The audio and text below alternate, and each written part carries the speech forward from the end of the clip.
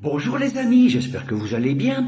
Je vais vous donner un petit cours ludique mais vital. Alors je vais faire court parce que je sais que quand c'est des vidéos trop longues, vous n'allez pas jusqu'au bout. Hein, c'est un peu la fainéantise des gens ça. Et lorsque je l'écris, vous lisez pas. Voilà, je sais que c'est comme ça. Hein, ne me prenez pas pour un imbécile. Donc je vais essayer d'être court et efficace. C'est un petit peu mon domaine, ça. Bon, je vais vous parler d'une petite société qui s'appelle Pfizer. Pfizer.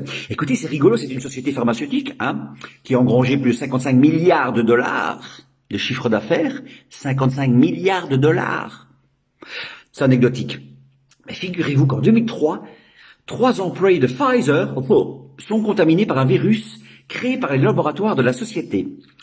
La société reconnaît les faits, mais Becky McLean, une des employées contaminées, développe des symptômes plus graves que ses collègues.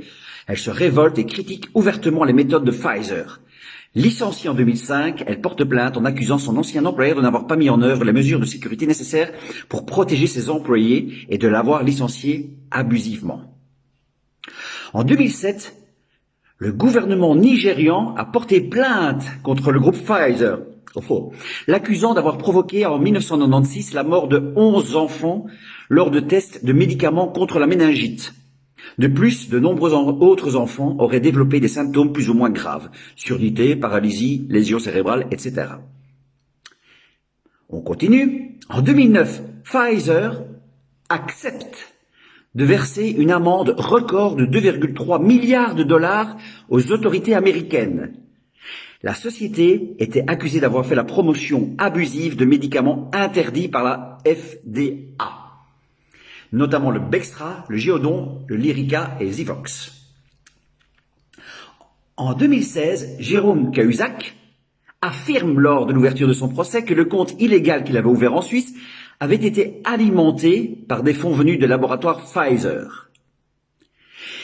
Et en 2019, un procès est intenté contre la marque autour d'une série de décès liés au vapotage. Pfizer. Tout ce que je viens de vous dire, c'est dans Wikipédia, hein, donc je ne l'ai pas inventé, c'est pas du complotisme. Simplement, voilà, sachez que Pfizer, ce sont eux qui ont trouvé le vaccin contre le Covid-19. Ce sont eux. Et vous vous réjouissez de l'avoir? Pas moi. Et je voulais rajouter quelque chose. Sachez que Bill Gates est actionnaire chez Pfizer. Alors ça, je suis pas complotiste du tout, hein. C'est un fait. Voilà. J'espère que ce petit cours de 3 minutes vous aura fait prendre conscience que tout ça est bien manipulé par le gouvernement. Pfizer.